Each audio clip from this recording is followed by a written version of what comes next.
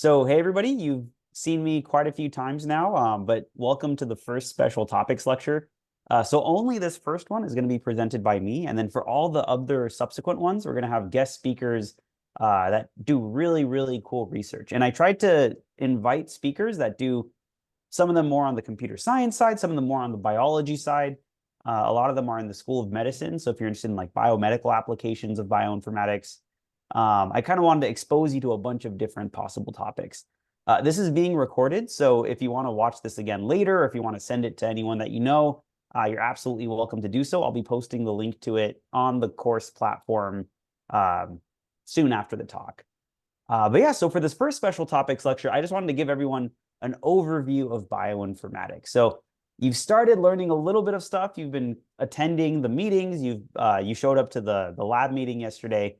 And today I just want to kind of expose you to a bunch of different problems that we're interested in bioinformatics. And then the future special topics are going to kind of hone in on individual professors' research. So let's get started. So first, what is bioinformatics? Does anyone have any guesses? What is this? Feel free to, and by the way, I'm monitoring the chat and I'm pretty good at using Zoom. So at any point, feel free to raise your hand, feel free to unmute. But yeah, what is bioinformatics? Any guesses? I see Mia's unmuted. I don't know if you wanted to venture a guess or if that was just accidental. Oh, accidental, no worries. Any guesses? What's bioinformatics? No guesses? That's okay. I have a few definitions that I'll show you, and let's take a look. So what is bioinformatics? One definition that I pulled from Wikipedia is that it's an interdisciplinary field that develops methods and software tools for understanding biological data. Another definition that I pulled from the internet is that it's the collection, classification, storage, and analysis of biochemical and biological information using computers, especially as applied to molecular genetics and genomics. This is from Webster Dictionary. And another definition that I kind of like a little bit more is bioinformatics is conceptualizing biology in terms of macromolecules and then applying informatics techniques to understand and organize the information associated with these molecules on a large scale. But in general, I think, it's kind of a wishy-washy term. It has all sorts of different definitions. The way that I like to think about bioinformatics is kind of imagine that you have a line, and imagine on one end of that line you have biology, and imagine on the other end of that line you have computer science. My definition of bioinformatics is that if you kind of cut a line right down the middle of this line, I like to think of bioinformatics more on the right half of this. It's somewhere in between computer and science and biology, maybe a little bit more on the computer science side. And then there's a related field called computational biology. That's maybe a little bit more on the biology side, but still a mix of computer science and biology. This is completely arbitrary. I just kind of made it up. And it's an oversimplification because, like, what about chemistry? What about physics? What about statistics? But I think for the purposes of this program, it's somewhere in the middle of, it's a mix of computer science and biology. So before I get started with some core definitions and kind of core problems of bioinformatics, I wanted to quickly do a little bit of biology background, just to make sure everyone is able to speak with the same terminology and kind of have the same fundamental background. So the first thing that I want to talk about is called the central dogma. So how many people have heard of the central dogma? Or, feel free to guess, like, what does the central dogma mean? Anyone familiar with this term? Maybe you've taken AP Bio, maybe you've taken like an intro bio class in high school. What is the central dogma? No guesses? Feel free to unmute if you want. No? No, it's all good. So the central dogma, it's kind of one of the fundamental parts of molecular biology. And specifically, the central dogma, it describes this kind of forward direction propagation of information. So we have DNA, which kind of stores all of the information needed for all of the genes in the cell. And the DNA, you can kind of think of, it's like, imagine it has like the instructions to build anything that you would ever want to build. RNA is a copy of DNA. It's a single-stranded copy, whereas DNA is double-stranded. And it's specifically a copy of a single part of the DNA, a single gene. So you can kind of think of like, imagine you wanted to build a bike. And like, imagine DNA was this book that had all of the different, all the different instructions for building anything you could ever want to build. But this book, DNA, is stored inside of a library that you can't take books out of. So, and that library would be the nucleus of the cell. RNA is like if you photocopied the instructions for how to build a specific thing. So if I want to build a bike, maybe I photocopy just the instructions for building that bike. And in the DNA RNA world, it's that I want to make a specific protein, and the gene in the DNA has the information to create that specific protein, and the RNA is kind of that copy of the instructions for just that protein. And this is a process known as transcription. And then the second step of the central dogma is what's called translation. It's actually creating the protein from the RNA that you've copied out of that DNA. So you can kind of think of like the protein as basically being like the bike that you were building. It's the specific thing that you wanted to build, and the RNA had the instructions to build it. And that building of it is called translation. And proteins are typically thought of as kind of the functional unit of the cell. In reality, this is a lot more complex. You can have DNA replicating into DNA. You can have reverse transcription. You can have all sorts of crazy stuff. But for the purposes of this program, let's not worry about those complexities. Let's just kind of keep it simple. Okay, another topic I want to give some folks some background on is natural selection. Is this something that folks are familiar with? Any guesses as to what natural selection means? Feel free to type in the chat. Feel free to unmute if you want. What is natural selection?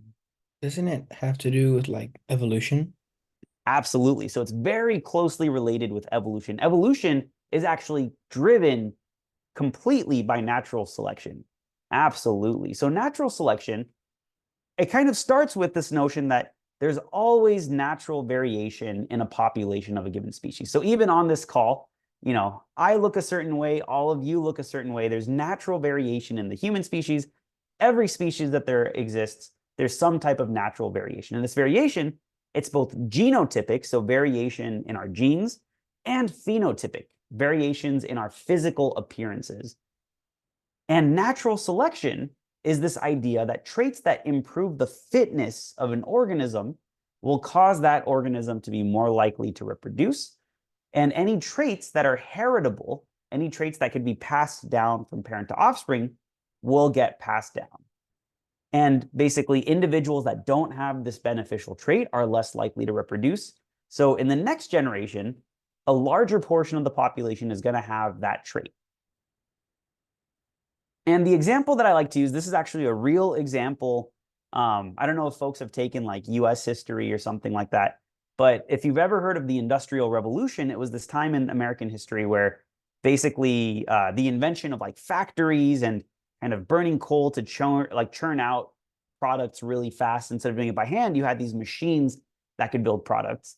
But as a result, you were kind of blowing out smoke and soot into the air. So what ended up happening is, like, imagine you have trees that have a bunch of bugs on them. So in this drawing, I'm not a very good artist, but the rectangle, think of it as like a snapshot of a tree. So like you're looking at the stem of a tree, and like this rectangle is like one picture of part of the tree. And these circles, imagine that they're bugs. And bugs are going to naturally have variation. Some of them are going to be darker. Some of them are going to be lighter. So here we have like a light gray, medium gray, and dark gray collection of bugs in the species. And what happened is that during the Industrial Revolution, this soot would coat the trees. So the trees would actually get darker because they had all this soot from the smoke going out in the factories covering the trees. So imagine in this first generation, the tree is a little bit lighter, so the bugs that are lighter colored don't stand out. They blend in really well versus the ones that are darker color stand out really badly. So if I'm a bird and I'm trying to eat some bugs, those dark ones are going to be the ones that really are easy for me to catch. So we're going to have a higher proportion of the light bugs, maybe a little bit fewer of the medium gray, and then we're going to have relatively few of the dark ones because they all got eaten up. But now imagine time passes, we're producing stuff, and now the tree got darker. In the next generation, well, now it's a little bit easier to eat the lighter bugs, and it's a little bit harder to eat the darker bugs. So maybe in the next generation, we have a slight shift where there's maybe a few more dark bugs in the population. And we're manufacturing, so the tree gets darker. And whoa, now the medium color is the best hidden, it's the best camouflaged. And the light and the dark ones stand out roughly equally. So now maybe in the next generation, this medium color is the most fit. So we have more of the medium color, and we have fewer of the light and the dark ones. And maybe more soot goes and the tree gets even darker. And in this last generation, now the darkest ones, which used to be the least fit, are now the most fit. They blend in the most. So the population is now shifted towards those. So this is the idea of natural selection. Basically, the traits that are more beneficial to survival get passed down because the people that, or like the entities that had those traits lived to pass them down. So in short, if a trait is essential to an organism's survival, it's going to be conserved in the population. So all of us, typically are born with 2 eyes, born with a heart, born with 2 lungs, etc. So these are all traits that are essential to an organism's survival. If a human was ever, created that didn't have one of these essential things, it wouldn't survive to reproduce. So we end up not seeing those in the population because you have to survive to exist in the population. So in general, that's kind of a common notion, is that if a trait is essential to the survival, it gets conserved in the population. It shows up all over in the population. Okay, so that's a little bit of biology background. Now what I was going to do is jump into a few different kind of core fundamental bioinformatics problems. I'm just going to kind of rapid fire these a little bit. I'll give you some overview of what the problem is and kind of how we tackle it. But at any point, I'm watching the chat, and feel free to either type in the chat if you have any questions. Feel free to unmute if you have any questions. But I'll just kind of go through these bioinformatics problems. So the first problem that we have is called sequence alignment. So the general idea of sequence alignment, first we're going to talk about what's called pairwise sequence alignment. So if I have 2 strings, so 2 sequences, and now you all have learned about Python programming, so you hopefully have dealt with strings a little bit. If I have 2 strings, 2 sequences of characters, which I'm going to call S and T, if I were to put gaps in either string, so like little space characters in between the letters of either string, could I make those 2 strings line up better? And as an example, let's imagine these 2 sequences. And just to kind of give a little bit of background while you're looking at these 2 sequences, we can imagine that because of shared evolution, humans descended from some common ancestor as chimps, as gorillas, as mice, as all sorts of different species. So you can imagine that like some of our genome sequences are shared across these species. So for example, like human hemoglobin, this is a protein that exists in our blood. It's very closely similar between like humans and other species that you might think are super far away. So you can imagine these 2 sequences might be the same gene, but from 2 different species. Okay, so now that you've looked at these 2 sequences a little bit more, you might, at a glance, it looks like they don't really line up at all. But if I just stick these 2 space characters right here, one in the first sequence after that first A, one in the second sequence right before that last T, now the 2 sequences line up pretty good. They're not perfect, right? I still have some spots where like maybe right here they don't line up perfectly, but they line up pretty good. Most of the positions line up. And this idea of sequence alignment, this is so that if you gave me 2 potentially very far apart gene sequences that are both for the same protein or like for the same gene, how do we get them to line up so that we can see what is the homology, what is the similarities between these 2 sequences? So yeah, so here it's not perfect, but it's pretty good. So the biological motivation here is if we have an important gene in humans, we can then align it with its ortholog, its equivalent in like mouse, for example, to see which parts are conserved, which parts are maybe more important for the functionality of that sequence. So that's for 2 sequences. That's pairwise sequence alignment. Imagine if I had, and so even with pairwise alignment, there's a few different variations of this sequence alignment problem. There's what's called global alignment, where given the 2 strings and given some other information that you don't have to worry about, but basically some way of evaluating our alignment, we want to return a maximum scoring alignment of these 2 sequences in their entirety. So if you gave me the 2 sequences, I want to have an alignment that has the entirety of the first string and the entirety of the second string. That's called the global alignment. Sometimes we don't actually care about the whole string, though. Sometimes we only care about subsections of it. So there's a similar problem known as the local alignment problem, where the inputs are the exact same. We have two strings, and we have some information about how to score them. But the output is a high-scoring alignment of a substring of one of the first sequence versus a substring of the other sequence. So given those same two sequences, an optimal local alignment would be if I kind of took this green sliver of this first sequence, took this green sliver of the second sequence, and they line up perfectly. So local alignment, it's sequence alignment, but I don't force myself to align the entire sequences. I'm allowed to have substrings. And both of these are like very important for comparing genome sequences across species.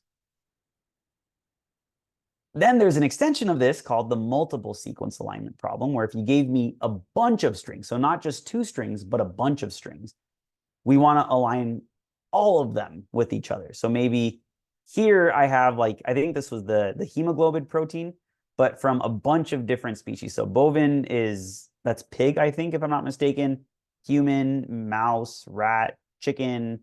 We took the same gene from a bunch of different species, and we can now line up all of them and see what parts of the sequence are conserved across all of those different species. And you might be wondering, like, why are we not dealing with ACGT anymore? This is a protein sequence alignment. So these are protein sequences. The individual letters are what are called amino acids.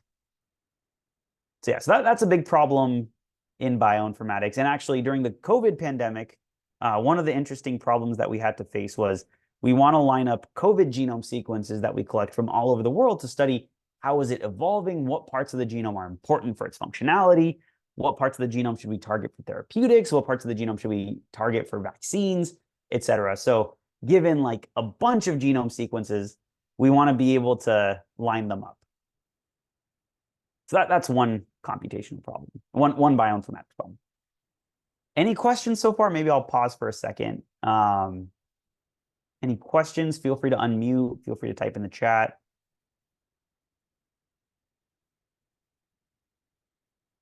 Okay. In that case, I'll keep going. Perfect. So another bioinformatics problem that we're interested in is what's called variant calling. So variant calling is really important for like human genetics. So as I mentioned, humans are super similar. And actually, you might not have known this, but any two humans have genomes that are roughly 99.9% identical. So all of this super, super big variation that we see between people, how we look, how tall we are, what is our skin color, what is our hair color, our eye color, all of these different properties are just based on those 0.1% differences. So what's interesting is not necessarily the 99.9% identical parts. What's a little bit more interesting is that 0.1% that's different. That contains all the secrets behind how are we the way that we are, like what makes us different. So one type of variation is called a single nucleotide variant. So here, imagine I have a bunch of genome sequences from a bunch of different humans, and you'll notice most of the positions are identical. Those are the black parts, that it's the same for all the sequences. But you'll notice that there's two positions that have variation. So this first position over here, some people have an A, some people have a G. The second position over here, some people have an A, some people have a T. So a single nucleotide variant is a position in the genome that's one position that different people have different letters at that single position of the genome. We also have what are called structural variants. So structural variants are variations in the genome that span more than just one position. So you might have copies. So like here, you'll notice that this CAG sequence is copied a bunch of times in these different genome sequences. You might have what are called insertions, where you add some genome sequence in the middle of it. You have what are called deletions, where you actually delete a segment of the genome sequence. We have what are called rearrangements, where you might actually like flip part of the genome sequence, or like maybe move one part into another part. So all sorts of crazy stuff happens with human genomes. But these are called structural variants when they span more than just one position. And how do we actually detect these variations? Well, the general approach is first we take the DNA sample of a given individual and we sequence it. So here I have a picture of an Illumina HiSeq machine. And what's interesting, so I think everyone here is from San Diego.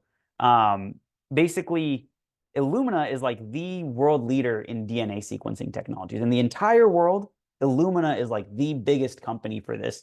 And it's right in San Diego. So if you go on the 805 North, or I guess depending on where you are in San Diego, but if you go on the 805, it's right off of Nobel Drive, like close to La Jolla area, down the street from UCSD.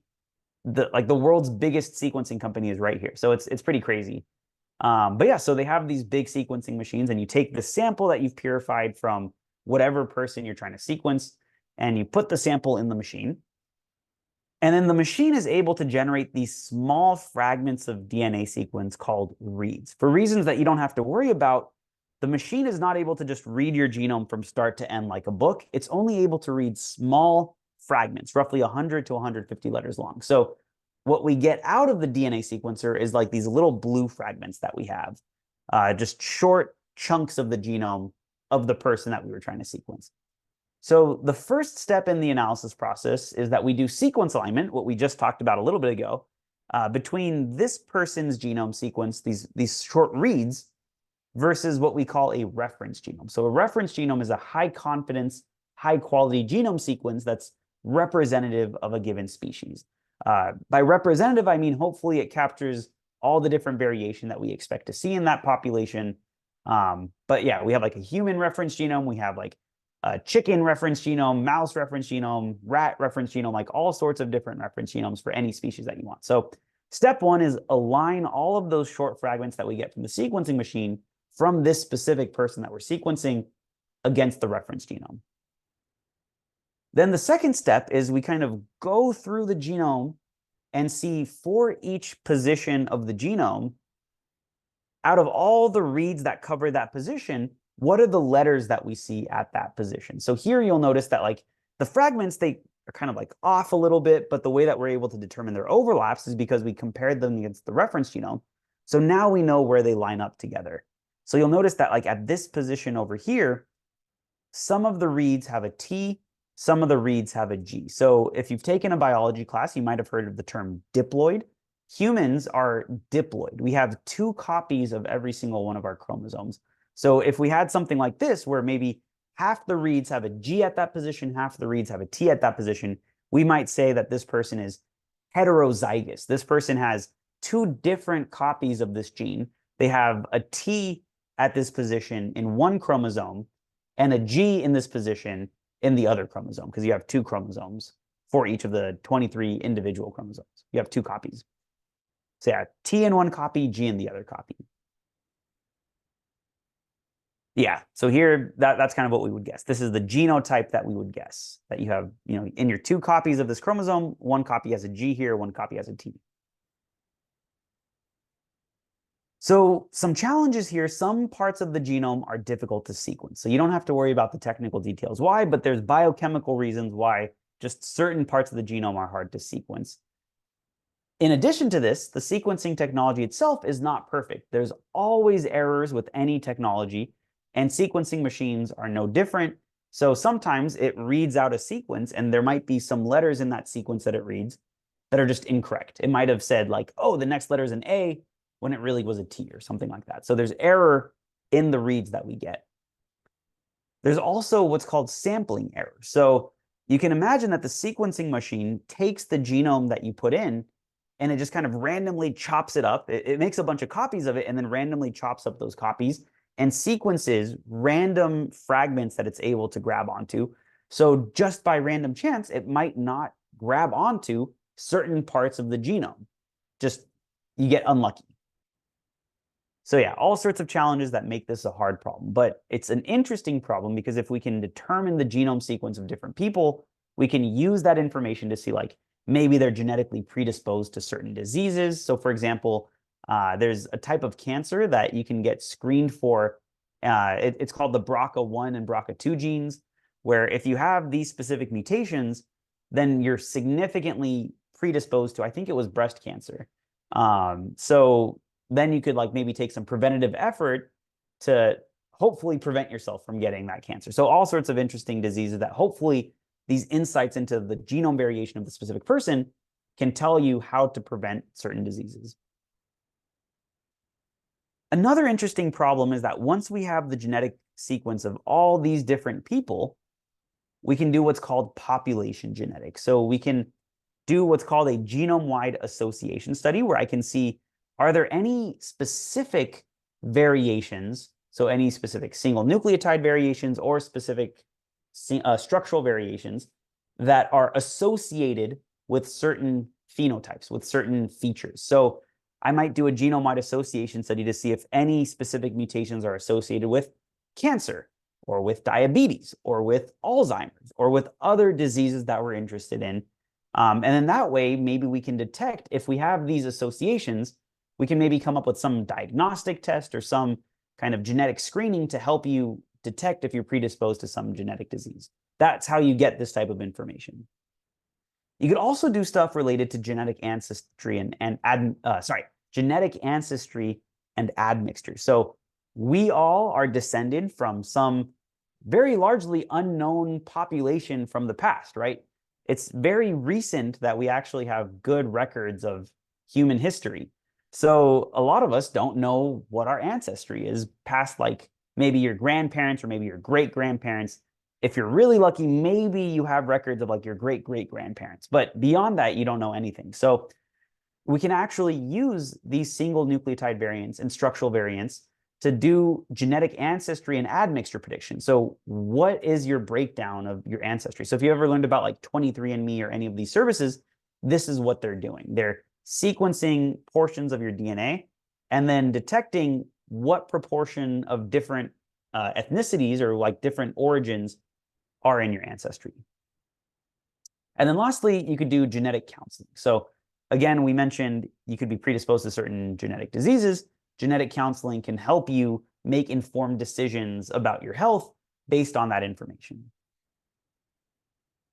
Okay, so I'll pause again here. Any questions so far? Feel free to type in the chat. Feel free to unmute.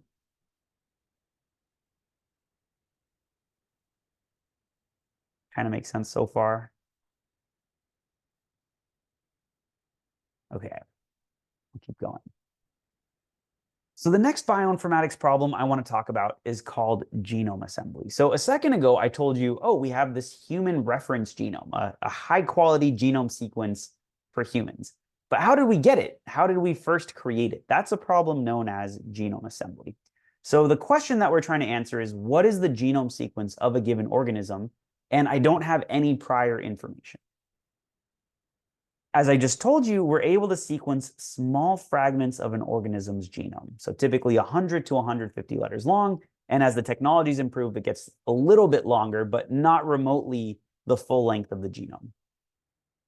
So what we need to figure out is, how do I tie together these tiny fragments into a single contiguous string, which would be the genome sequence? So that is the genome assembly problem. So the computational problem is, given a list of strings that I'll call reads, find the shortest superstring of reads. So in other words, find the shortest string that contains every single one of my reads. That's what a superstring is. A superstring is a string that contains another string. So given a list of reads, find a long string that contains all of my shorter strings. Okay, so that's that bioinformatics problem. Okay, so I'll keep moving. So the next thing that I want to talk about is called phylogenetics. Has anyone heard this term before? This is a little bit weird of a term, but anyone heard this before? It's okay if you haven't. So a phylogeny, I don't know why this word exists, but it's just a fancy word for an evolutionary tree. So a phylogeny is just an evolutionary tree. Here I have the evolutionary tree of human, chimp, gorilla, and I think, human, chimp, gorilla, and I forgot what the other one was. Maybe bonobo? Who knows? So a phylogeny is just an evolutionary tree, and phylogenetics, it's the study of evolutionary trees. So in an evolutionary tree, typically we assume that so in general, time is moving down this tree. So the top is back in time, bottom is present day, and the leaves, the kind of these nodes at the bottom of the tree represent present day species.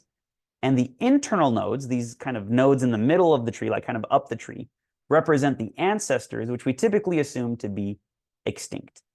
And what you might not have dealt with in the past, even if you've seen evolutionary trees before, is that the branch lengths represent some unit of evolutionary time. So it could be years, it could be millennia, it could be generations, it could be number of mutations, but any metric where bigger metric implies more time has passed.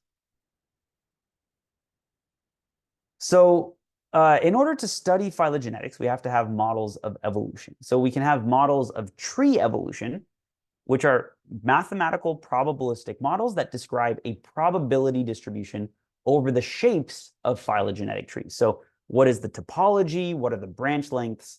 All that good stuff. And we also, so, the questions that you can answer with these models is maybe are some tree topologies more likely to be observed than others? Versus you have models of sequence evolution, which describe a probability distribution over sequences. So the question that you're trying to answer here is, are some sequences more likely to be observed than others? So for example, maybe you're trying to infer some information about like fitness. So yeah, so that's phylogenetics broadly. And then phylogenetic inference is the bioinformatics problem of actually reconstructing a phylogeny. So the question is, can we somehow reconstruct the evolutionary history of a species based solely on their sequences? So the general structure here, and now we're dealing with some problems that we've already talked about. We take the raw genome sequences, we perform multiple sequence alignment on those genome sequences, and then we do phylogenetic inference to get an evolutionary tree. And this is a very important problem. So my research area is viral phylogenetics. So I did a lot of work with the COVID pandemic to try to track the evolution of COVID. I did a lot of work with like determining COVID origins. Right now we're working on H5N1, if you've seen that in the news. So, and I've also done a lot of work with like HIV evolution. So my interest is, if you gave me a bunch of viral genome sequences collected from all over the world, can we infer the evolutionary history of these viral sequences? So one approach that people commonly use for phylogenetic inference is what's called maximum likelihood. So I mentioned those models of tree evolution and the models of sequence evolution define probability distributions over either tree shapes or sequences, respectively. So maximum likelihood phylogenetic inference, it's this computational problem where if you gave me a multiple sequence alignment and a model of sequence evolution, I'm looking for the evolutionary tree that maximizes the likelihood, the probability of observing these sequences given the tree. So find an evolutionary tree that gives me the highest likelihood of observing these sequences. So here's just an overview diagram of a standard phylogenetics workflow. We start with our unaligned genome sequences. We then perform multiple sequence alignment to hopefully get them to line up a little bit better. Then we do phylogenetic inference using those approaches that I talked about. And then we do rooting. So we want to determine, so phylogenetic inference, for reasons you don't have to worry about, gets you what's called an unrooted tree. So this tree in the middle, you'll notice there's no root. There's no like directionality. It just kind of like spreads out. Versus rooting is, let me pick a part of the tree to be the ancestor. So actually finding what is the most likely ancestor in this entire tree. For COVID origins, that was a really important problem because we were trying to figure out, like, where did COVID come from, right? Did it come from a wet market? Did it come from a lab? And determining like where in this global tree of COVID sequences is that most likely common ancestor is a very important problem. When you determine the root, you also determine some notion about like the directionality of evolution. So we can see, how did the sequences evolve over time? So for multiple sequence alignment, I briefly introduced what the problem was, but just to kind of summarize it. So if you gave me two sequences of length k, so two sequences where k is the length of the genome, and I have two genomes of that length, coming up with an optimal pairwise alignment of those two sequences is what we call big O of k squared. And this big O, don't worry about what that means. It effectively means on the order of. So in other words, if you gave me two sequences, each of them of length k, I have to do roughly k squared operations on my computer to do this. So, your CPU is spinning. Each cycle of your CPU is doing an operation. So I do roughly k squared operations. And to give you some sense of kind of ballpark numbers for COVID-19, so SARS-CoV-2, the virus that causes COVID-19, the genome sequence is roughly 29,000 letters long. So K in that aspect is roughly 29,000. For humans, it's like 4 billion, but let's just deal with viruses for now. So on the order of 29,000 squared, we basically are filling in a 2D table with like a K by K table. It turns out that there's a similar algorithm that if you gave me 3 sequences, I could align those 3 sequences on the order of K cubed. So I do roughly K cubed operations to align them. So effectively, it's filling a K by K by K cube, which is kind of weird to think about, but we could do it. So there exists an algorithm that could kind of fill in this theoretical cube in K cubed operations. So it turns out that if you kind of continue this logic, there exists an algorithm where if you gave me n sequences of length k, I could use a very similar approach to align them in big O, so on the order of k raised to the nth power. So k to the 2 power for 2 sequences, k to the 3 power for 3 sequences, k to the n power for n sequences. Does that sound reasonable? Do people think problem solved? We can be happy. Time to go home. We saved the world. Any thoughts about that k to the n value?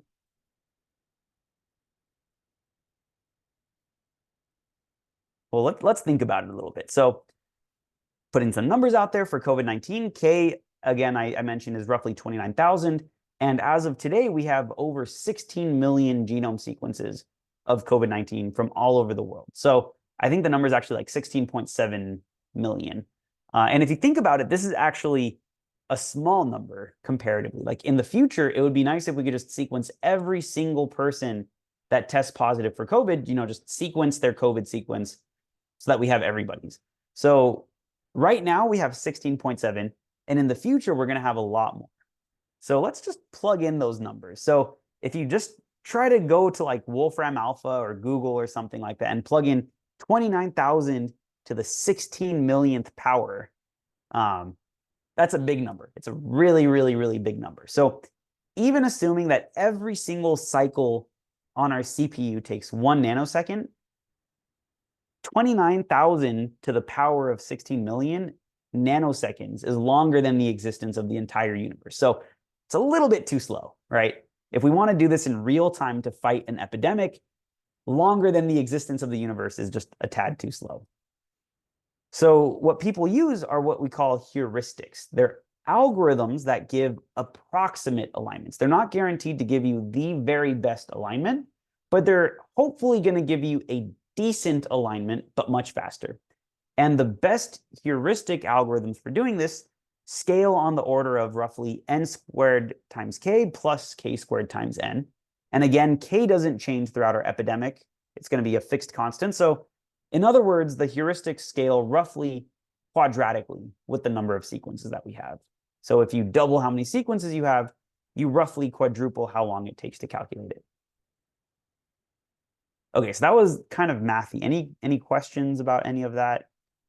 And I think don't focus too much on like the hard math, but just kind of like have ideas of these like ballparks in your mind. Any questions so far kind of making sense? Feel free to type in the chat. Feel free to unmute.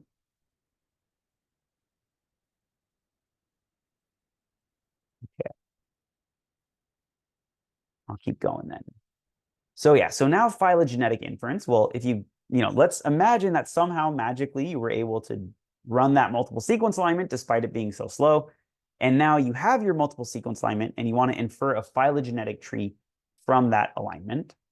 We can use models of sequence evolution to define likelihoods of trees. So basically we can come up with given this hypothetical, like maybe tree 1, what is the likelihood of observing the sequences that we observed? And given like tree 2, some candidate tree, what is the likelihood of seeing tree 2? What is the likelihood of seeing these sequences given tree 2? And you kind of search over a bunch of different trees to see which tree has the highest likelihood of giving you the sequences that you observed. This is a problem that is what we call NP hard. What that means, don't worry about it too much, but it basically means that computer scientists, even the smartest ones, have still not found efficient solutions to solve this problem. So just like with multiple sequence alignment, people typically use heuristic algorithms that are not guaranteed to give you the very best tree, but hopefully give you a decently good tree. One approach is what we call Bayesian inference. You don't have to worry about this too much, but basically it searches over the entire space of trees and uses a technique known as Bayesian MCMC, which you also don't have to worry about, to estimate probabilities of those trees. There's another technique called maximum likelihood inference that directly tries to maximize the likelihood score that we can define using those models of sequence evolution. There's also a technique known as maximum parsimony, where we can define a parsimony score. The word parsimony just kind of means like, what does it actually mean? Let me Google the English definition of parsimony. I mainly work with it in the context of evolution. So that's not the right definition. So yeah, so parsimony, or like in general, the principle of parsimony, it's like that things typically behave in the simplest way. So like the simplest answer is usually the right answer, or like is the one that we go with. So a parsimony score, parsimony in terms of evolution is fewest mutations had to happen. So an evolutionary tree, if you kind of think about it, if the leaves are your sequences and you have this evolutionary tree, you go from some common ancestor sequence and mutations happen along the tree to get the sequences that you observe today. So parsimonious would mean, how do I minimize how many mutations have to happen across the tree to get these sequences? So a parsimony score is just counting how many mutations have to happen, and we want to maximize this parsimony score by minimizing the number of mutations. These heuristics can be pretty slow. Maximum parsimony seems promising. It's pretty good. Okay, that was a rapid fire of a bunch of stuff. So maybe I'll pause real quick. I'm going to give a much more brief summary that's a little bit more relevant to you all. But any questions before I give you that summary? Feel free to type in the chat. Feel free to raise your hand. Feel free to unmute. Everyone's kind of with me. Okay. So overarching summary, the key takeaways that I don't expect anyone to have like fully internalized all these different problems. These took me years to understand, like my entire college education, my entire PhD. But the big overview that I want for all of you is that, well, we started with some basic molecular biology review. We talked about the central dogma, we talked about natural selection, we talked about evolution. So we started with biology. And then we introduced a bunch of different biological problems. So we talked about, how do I study the evolution of a bunch of stuff? We talked about, how do I detect variation of genomes in my population? Maybe human genomes, maybe viral genomes, maybe something else. You know, we talked about all of these different interesting biological or biomedical problems, and we transformed them into bioinformatics computational problems. So that's kind of that intersection where bioinformatics comes in, where we have an interesting biomedical problem and we want to solve it using computer science. And bioinformatics is kind of that secret sauce in the middle that converts this biological problem into something that a computer can solve. And a big takeaway that I want everyone to have is that bioinformatics is a big data problem. We have huge data sets collected from all over the world. So not only do we want to solve these, but we need efficient algorithms to solve them. So we need to come up with fast algorithms to do these analyses. And even these algorithms, the algorithms themselves are not enough. You all are learning how to program in Python right now. We need optimized programs, optimized implementations of these algorithms. So just coming up with the algorithm is not good enough. we have to think about how we can program it in the most efficient way possible so that it runs reasonably fast.